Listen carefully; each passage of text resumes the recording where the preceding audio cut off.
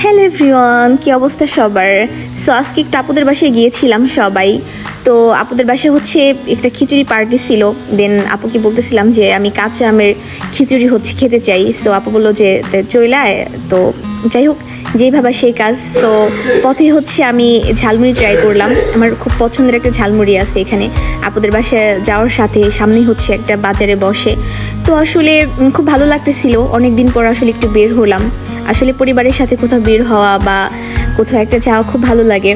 তো এই হচ্ছে ঝালমুড়ি। সো বেশ মজাদার ছিল।